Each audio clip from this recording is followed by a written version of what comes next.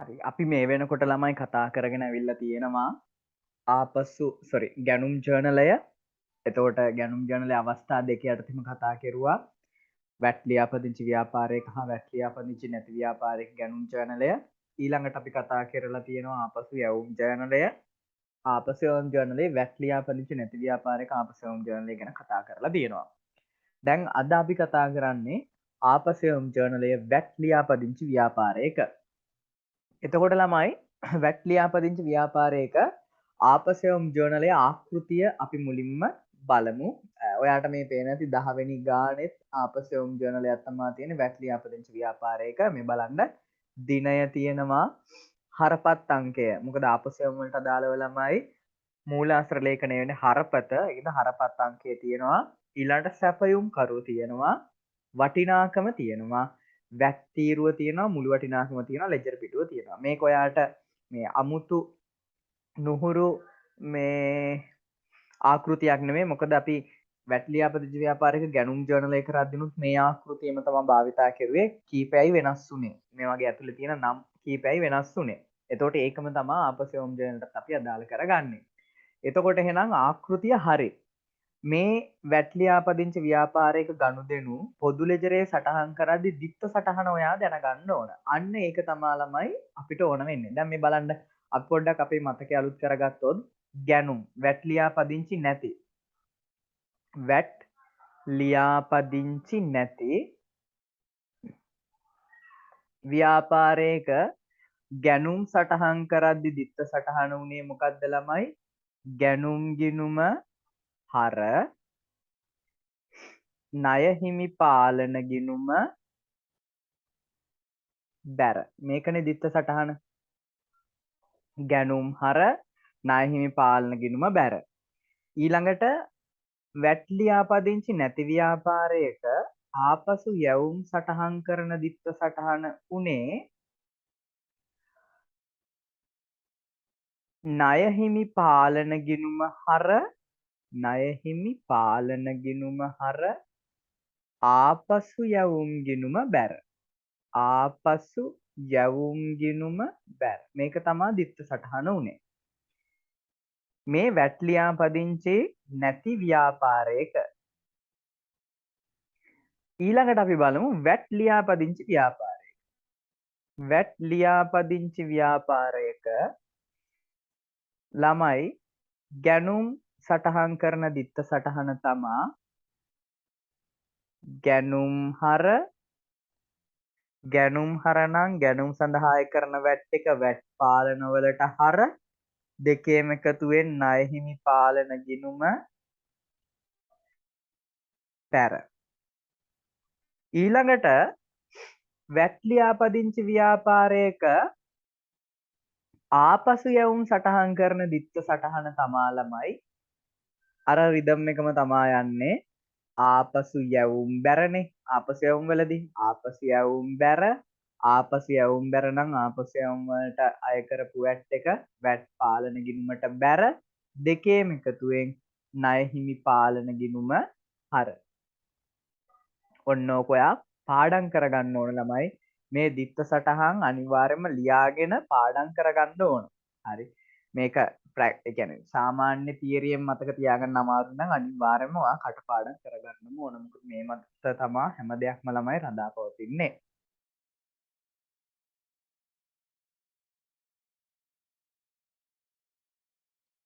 එහෙනම් අපි බලමු මේක ඔයා මාතෘකාව දාගන්න මෙහෙම වැට් ලියාපදිංචි ව්‍යාපාරයක ආපසු යවුම් ජර්නලය පිළියෙල කිරීම. වැට් ලියාපදිංචි ව්‍යාපාරයක ආපසු යවුම් ජර්නලය පිළියෙල කිරීම.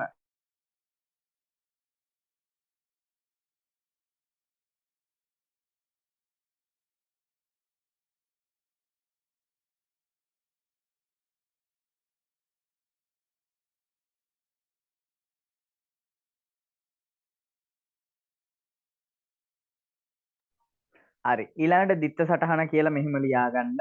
ණය හිමි පාලන ගිණුම හර ණය හිමි පාලන ගිණුම හර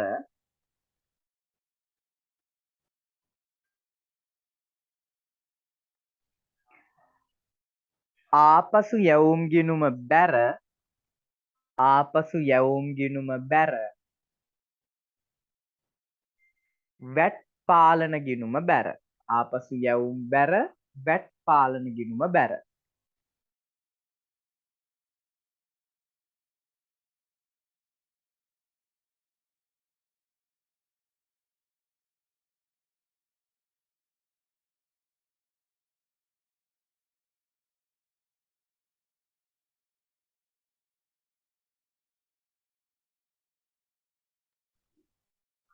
හරි ළමයි දැන් අපි මේ අභ්‍යාසංක 10ට අදාළව මෙයාලා අපිට ආපසු යවුම් ජර්නලයේ පිළියෙල කරලා දීලා තියෙනවා කියන්නේ වැට් ප්‍රතිශතය 10යි කියලා අය කරපු වැට් එකේ ප්‍රමාණය කියලා තියෙනවා අපිට කියන්නේ මොකද්ද ඉහත සඳහන් අගයන් අදාළ දිනට ලෙජරයට පිටපත් කරන්න මෙතන ළමයි මට අවශ්‍යයි පොදු ලෙජරයක් ඕන මට උප ලෙජරයක් ඕන එහෙනම් අපි රූල් කරගන්නවා පොදු ලෙජරය ඊට පස්සේ දැන් මේ ගනුදෙනුව ළමයි ආපසු යවුම්නේ. එතකොට පොදු ලෙජරේ විවෘත වෙන්නේ උපරිම ගිණුම් දෙකයි.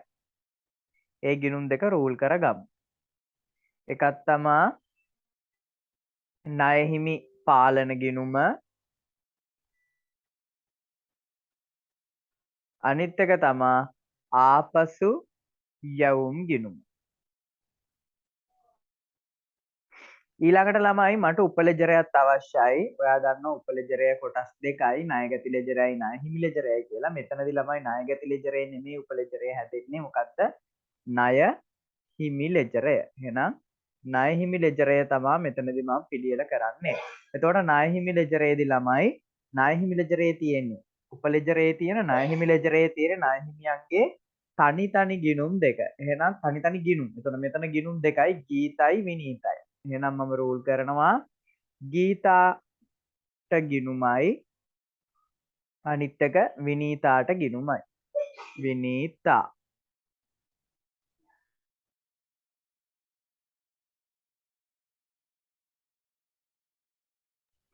හරි. දැන් ළමයි ඔයා දන්නවා උපලෙජරයේ එහෙම නැත්නම් මේ ණය හිමි ලෙජරයේ ණය හිමි ගිණුම් වල අදාළ වටිනාකම් සටහන් වෙන්නේ ඒ අවස්ථාවේදී. ඒ කියන්නේ ගනුදෙනුව සිද්ධ වෙන අවස්ථාවේදී. එතකොට දැන් පළවෙනි ගනුදෙනුවේ 3යි 2නේ. එහෙනම් 3යි 2 අපි ওই ගනුදෙනුව ගීතගේ ගිණුමේ වාර්තා කරන්න ඕනේ. එතකොට ගීතගේ ගිණුමේ මොන පැත්තේද වාර්තා කරන්නේ? දැන් අපේ පොදු ලෙජරයට සටහන් කරන දිත්ති සටහන මේක වැට් ලියාපදිංචි ව්‍යාපාරයක්. එතකොට ළමයි මේ පොදු ලෙජරේ තව එක ගිණුමක් එන්න ඕන මට ඒක අමතක වුණා. මේක වැට් ලියාපදිංචි ව්‍යාපාරයක් කියලා වැට් පාලන ගිණුම ඕන. මම මේ හරියෙන් රෝල් කරනවා වැට් පාලන ගිණුම මේ පොදු ලෙජරේ ඈ. වැට් පාලන ගිණුම.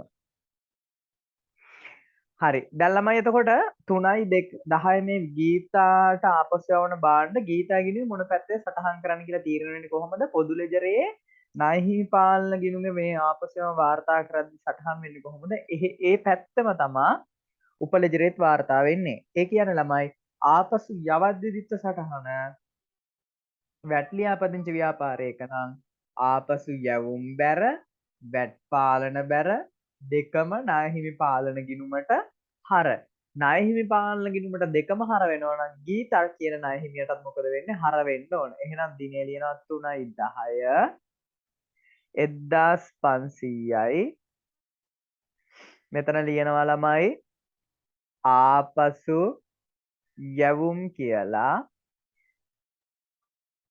ඊළඟට වැට් එකත් මොකද වෙන්නේ 150 හර වෙනවා වැට් කියලා.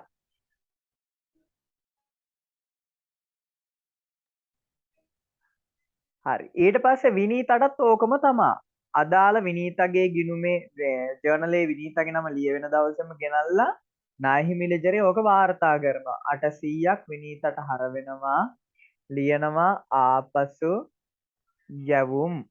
ඊළඟට වැට් කියලා 80 හර වෙනවා.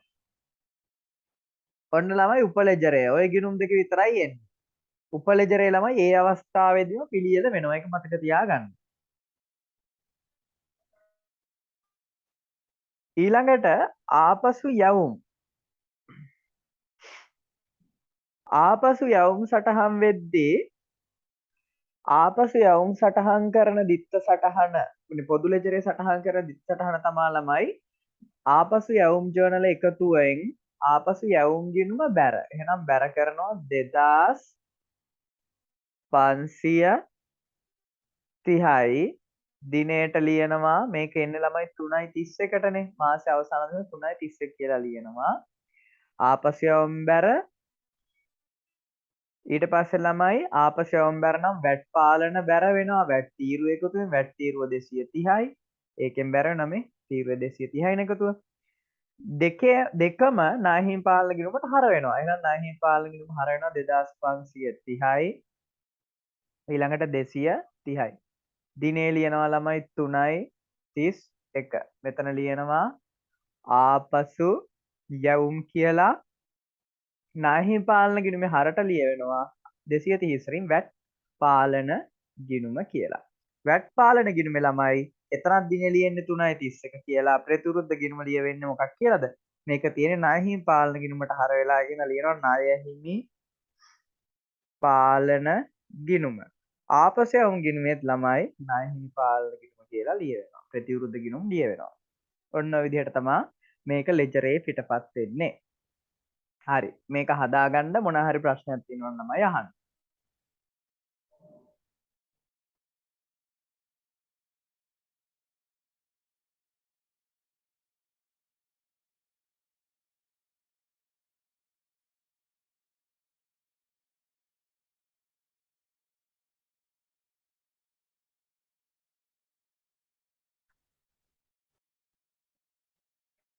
ඊළඟට අපි ඊළඟ ගාන හදමු. ඊළඟ ගානේ කියනවා 110ක වැට් සහිතව ගැනුම් කළේ නම් ඉහත ආපසු යවුම් ජර්නලය ආශ්‍රිත 10 අභ්‍යාසයට අදාළව ආපසු යවුම් ජර්නලය හා ලෙජරය පිළියෙල කරන්න කියලා කියනවා. අපි පොඩ්ඩක් 10 වෙනි ගාන මොකක්ද කියලා බලමු. මේක ළමයි 10 වෙනි ගාන නෙමෙයි ඉහත 9 වෙනි අභ්‍යාසය වෙන්න ඕනේ. 10 වෙනි අභ්‍යාසය කියන්නේ මේ උඩ එකනේ 9.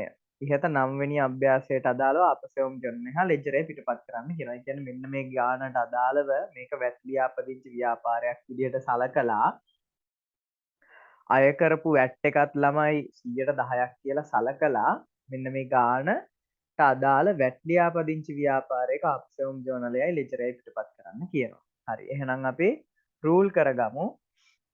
ආපසු යවුම් ජර්නලයක් වැට් ලියාපදිංචි ව්‍යාපාරයක ආපසු යවුම් ජර්නලය දිනය හරපත් අංකය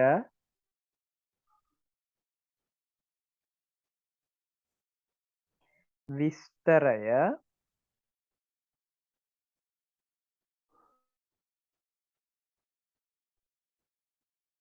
වටිනාකම වැට්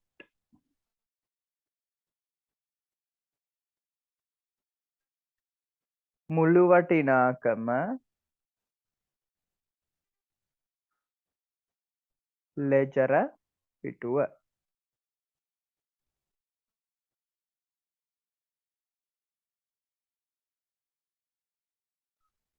ඊළඟට පොදු ලෙජරය රූල් කරනවා. පොදු ලෙජරය. එතකොට මේක වැට් ලියාපදිංචි ව්‍යාපාරයක් ආපසු යවුම් ගනුදෙනු තියෙන්නේ. එතකොට මට ගිණුම් 3යි ඕන. මොකක්ද ඕන? අපි ආපසු යවුම් සටහන් කිරීමට දාලා දිට්ඨි සටහන් තියන්නේ ගිණුම් 3 තමයි. ණය හිමි පාලන ගිණුම ඕන. අය ඕන ආපසු යවුම් ගිණුම. අය ඕන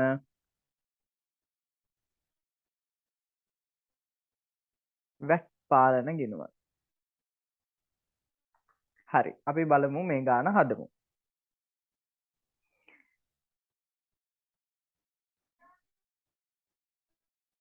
SK සමාගමට හරපත් අංක 137 යටතේ යවූ භාණ්ඩ එකක් 70 බැගින් පිඟම් 15ක් එකක් 60 බැගින් පීරිසි කෝප 10ක් අඩු කළ වට්ටම 104යි. හරි එහෙනම් 3.16 හරපත් අංකය ළමයි 137. ඔයාලට පේන ඇති අපි කලින් වැට්ලියාපදිංචි නැති ව්‍යාපාරයක ආපසෝම් ජර්නල් හැදුවේ මේ. මෙන්න මේකේ තියෙන දත්ත ටික තමයි අතෙන්ටත් එන්නේ වැට් එක විතරයි අමුතුවෙන් එකතු වෙන්නේ. ඉතින් අපි මේක දිහා බලාගෙන හරිම ආපහු ගුණ කරන්න ඕනේ නෑ ළමයි. ඒකට වෙලාවක් ගත කරන්න ඕනේ නෑ. සාමාන්‍ය මේ තියරි අල්ලගන්නකො ඒ ඇති. 137 හරපත් අංකය ලන්ලෝ සමාගම කියලා ලියනවා. ලන්ලෝ සමාගම. එතකොට ලන්ලෝ සමාගමෙන් ගත් සොරි SK සමාගමනේ. SK සමාගම. එතකොට SK සමාගයෙන් ගත්ත බඩුවල වටිනාකම අපි හදලා තියෙනවානේ මෙන්න මෙතන 1584. ඔයාට මතක නම් මේක හෙව්වේ කොහොමද? පිඟන් එකක් 70 ගානේ පිඟන් 15ක් ගුණ කරලා වටිනාකම හෙව්වා. ඊළඟට 60 ගානේ කෝප්ප 10ක වටිනාකම හෙව්වා. සේ දෙකේම එකතුවෙන් 104ක් අඩු කෙරුවා. එතකොට තමයි 1584ක් එන්නේ.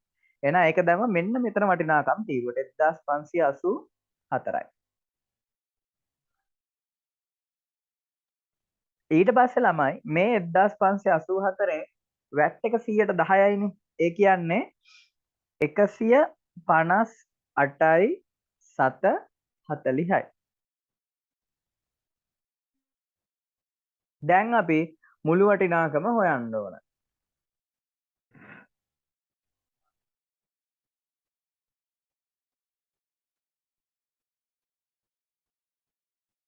එක්දස් පන්සිය අසූ හතර එකතු කිරීම 158.740 කියන්නේ 1742යි 740යි. ඊට පස්සේ දැන් ඔන්න අපි ඒක හරි. ඊළඟට අපි යනවා ඊළඟ එක්කෙනාට. ලල්ලෝ සමාගමනේ 3.17 මේකේ පොදු ලෙජර විතරක් ඇති 3.17 දිනේ ලියනවා 3.17 හරපත් අංක 138 ලන්ලෝ සමාගම 138 ලන්ලෝ සමාගම. එයාගෙන් ගත්තු බඩුවල වටිනාකම බලන්න කීයක්ද? 3610න් ළමයි ගණන් ටික හදලා බැලුවම නම් 3610යි. වැට් එක 110යි කියන්නේ 361යි. එහෙනම් බලන්න මුළු වටිනාකම කීයක් එනවද කියලා 3610 එකතු කරන 361 කියන්නේ 2971යි. sorry 3971යි. 3971යි. ඊළඟට ඊළඟ එක්කෙනා ඊළඟ ආපහු යවලා තියෙන අමරජිත්ද 327 327 139 අමරජිත් සමාගම අමරජිත් සමාගම 1300යි වටිනාකම ලිව්වා 1300යි 110යි කියන්නේ 130යි. එතකොට ළමයි එනවා 1430යි. හරි. දැන් එහෙනම් එච්චරයිනේ තිබුණේ. අපි මේ ටික එකතු කරනවා තීරු ටික 3.31 දිනේ ලියනවා. බලමු වටිනාකම් තීරු එකතුව.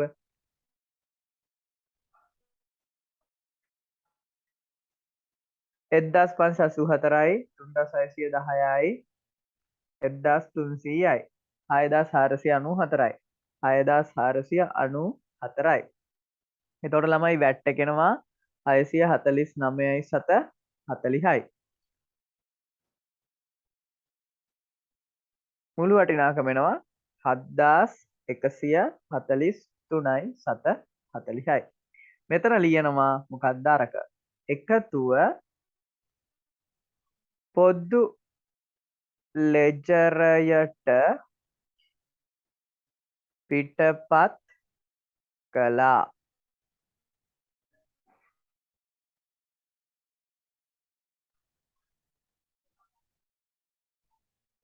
හරි. දැන් ළමයි අපි ඔය එකතුව පොදු ලෙජරේ සටහන් කරනවා. දිත්ත සටහන තමා ආපසු යවුම් බැර. එහෙනම් ආපසු යවුම් බැර කරනවා මොකෙන්ද? මෙන්න මේ වටිනාකම් තීරුව එකතුවෙන්. 6494යි ආපසු යවුම් බැර. ආපසු යවුම් බැර නම් ආපසු යවුම් සඳහා අය කරලා තියෙන වැට් එක වැට් පාලන ගිණුමට බැර එනම් බැර කෙරුවා 649යි 740යි දෙකම ණය හිමි පාලන ගිණුමට හර. එහෙනම් දෙකම කියන්නේ ආපසයවුම් ජනලේ වටිනාකම් තීරුවේ එකතුවයි වැට් තීරුවේ එකතුවයි දෙකම ළමයි හර. දිනේට ලියනවා 3.31 ගිණුම් වල 3.31 කියලා දිනේට ලියනවා.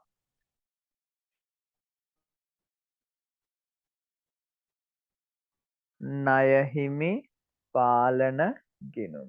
මෙතනත් ලියනවා වැට් පාලන ගිණුම ණය හිමි පාලන ගිණුම. මෙතන ලියනවා ආපසු යැවුම්. මෙතන ලියනවා වැට් කියලා. හරි. ඔන්න ළමයි මේ ගනුදෙනුව සටහන් කරපු විදිය.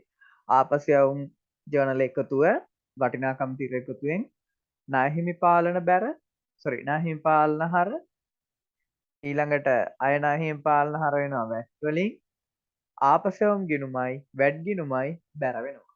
ඒක අපි අර පාඩම් කරගන්න ලේසියට කියනවා ආපසු යැවුම් ගිණුමට බැර ආපසු යැවුම් බැර නම් ආපසු යැවුම් සදාය කරපු වැට් එක වැට් පාලන බැර දෙකම ණය හිමි පාලන ගිණුමට හර.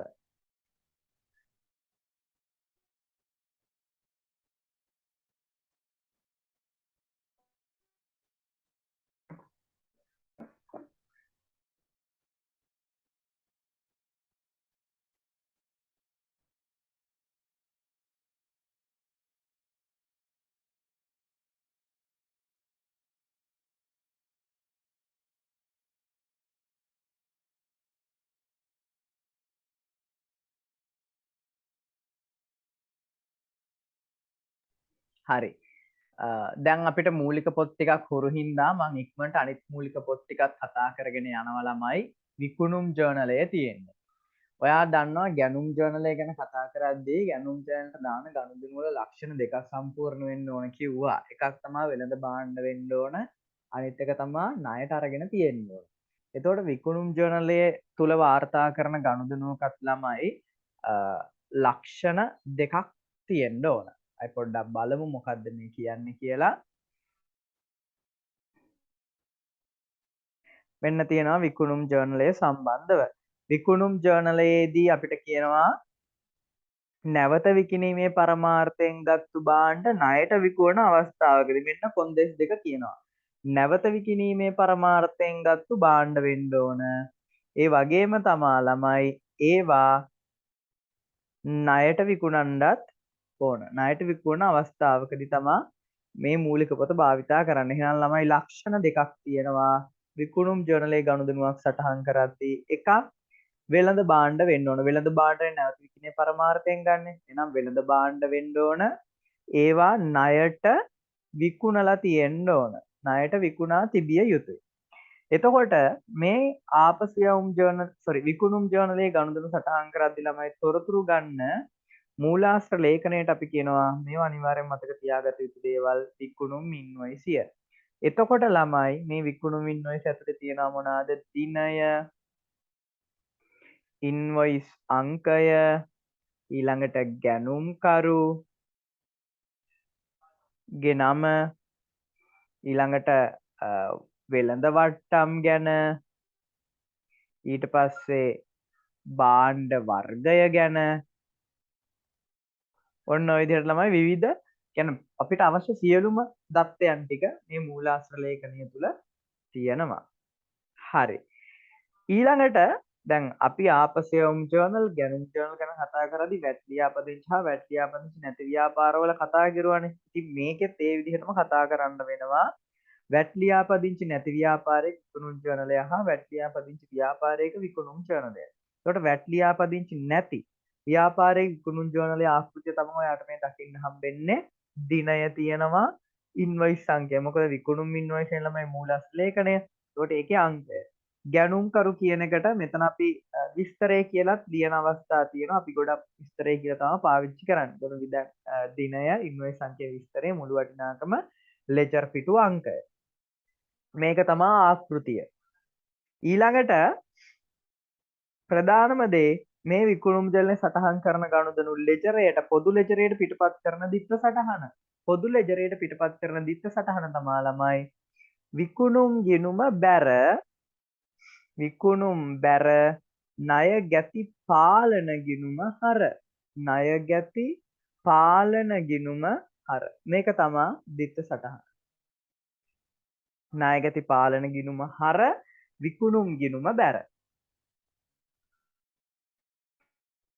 විකුණුම් කියන්නේ ළමයි ඒවත් ඔයා දැනගෙනම යන්න ඕන විකුණුම් කියන්නේ ආදායම් වර්ගයට අයිති ගිණුමක් මේක ආදායම් ගිණුමක් විකුණුම් හින්දා ආදායම් වැඩි වෙන එක වෙන හින්දා තමයි විකුණුම් ගිණුමට බැර කරන්නේ ණයගැති පාලන කියන්නේ ළමයි වත්කම් ගිණුමක් ඒවා දැනගන්න ඕන හරි අපි දැන් බලමු ගාණක් හදන්න මේක තේරුම් ගන්න මේකෙත් ඇත්තටම ලොකු දෙයක් නැහැ අර විදිහට ජර්නලේ ගහලා ඇතුළට දත්තයන් ටික තොරතුරු ටික ගෙනල්ලා දාලා ලෙජරේ ඉවත් කරන එකයි තියෙන්නේ. අපි බලමු මේ 12 වෙනි ගාන හදන්න. අපිට අවශ්‍යයි විකුණුම් ජර්නලයක්. එහෙනම් අපි විකුණුම් ජර්නලයක් රූල් කරගන්නවා. විකුණුම් ජර්නලය දිනය ඉන්වොයිස් අංකය තියෙනවා. ඊට පස්සේ ගැනුම්කරු නැත්තම් ළමයි ගැනුම්කරු ලියනවට වඩා අපි විස්තරය කියලා ලිව්වනම් හැම මූලික පොතකටම මේක භාවිතා කරන්න පුළුවන්. විස්තරය නැත්තම් ඔයා ගැනුම් ජර්නලේ දාන්නේ ගැනුම්කරුද මේ මොනවාද ගැනුම්කරුද විකුණුම්කරුද කියලා හිතයි. සැපයුම්කරුද කියලා හිතයි. එහෙම විකුණුම් ජර්නලය හදද්දී අය හිතයි ගැනුම්කරුද මෙතෙන් දෙන්නේ විකුණුම්කරුද සැපයුම්කරුද එහෙම හිතයි. ඊට වඩා ලේසියෙන් කෙලිම විස්තරය කියලා දැම්මොත් ඊට පස්සේ වටිනාකම අවසානට ලෙජර පිටුව හරි 12 අබ්දුල්ට වික්කා එකක් 130 බැගින් බාණ්ඩ 200ක් ළමයි නමක් එක්ක වික්කා කියලා තිබ්බොත් ණයට බාණ්ඩ කියලා තියෙන. එතකොට අපිට සලකන්න පුළුවන් මේක වෙළඳ බාණ්ඩයක් කියලා 12 දිනේ ලිව්වා 12 අබ්දුල් 421 130 ගානේ 200ක් 130 ගුණ කිරීම 200යි 26000ක් වෙනවා ළමයි වටිනාකම. දැන් පොදු ලෙජරේ මේක සටහන් කරන්න ඕන.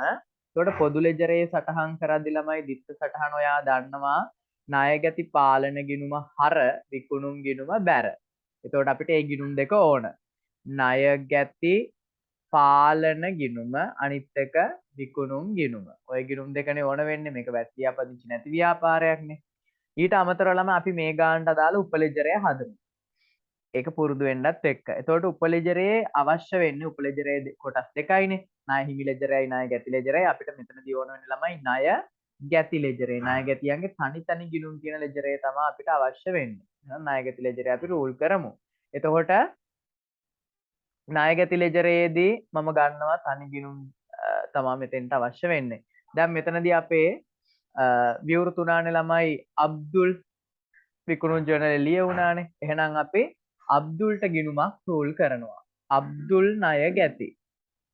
අබ්දුල් ණය ගැති. එහෙනම් අපි අබ්දුල් ණය ගැති යා තනි ගිණුමට ගෙනත් දාමු. දිත්ත සටහන මොකද්ද? විකුණුම් සටහන් කරද්දි පොදු ලෙජරේ දිත්ත සටහන විකුණුම් බැර ණය ගැති පාලන හර. එහෙනම් තනි ණය ගැති ගිණුමටත් ළමයි වෙන්නේ හර කරන එක. එහෙනම් හර කරනවා 26000යි. මෙතන ලියනවා විකුණුම් කියලා විස්තරයට දිනය ලියනවා අදාළ දිනේ 12/2. ඊට පස්සේ රත්නපාලට වික්කා. ඒකත් ළමයි විකුණුම් ජර්නලේ සටහන් වෙන ගනුදෙනුවක්. 422 රත්නපාල 160 ගානේ 100ක් කියන්නේ ළමයි 16000ක්නේ 16000 ලිව්වා. හරි දැන් රත්නපාලගේ ගිණුමෙත් මේක අපි සටහන් කරන්න ඕන ලිව්වා රත්නපාල ණය ගැති 16000යි දිනේට ලියනවා 12/10 විකුණුම් කියලා ලියනවා.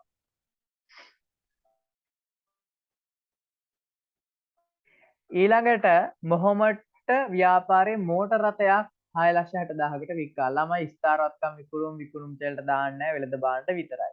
ඊළඟට අත්පිට විකුණපු එකක් තියෙන ඒක දාන්නේ නැහැ ණයට විකුණපු ඒවා විතරයි දාන්නේ. කමල්ගෙන් ගත්තා ගැනුම් දාන්නේ නැහැ විකුණුම් ජර්නලට. එහෙනම් ඔච්චරයිනේ විකුණුම් ජර්නලේ. අපි විකුණුම් ජර්නල දැන් එකතු කරනවා. 6යි 6යි 12න් දෙක දැම්මා එකක් ඉතුරුයි 42000යි.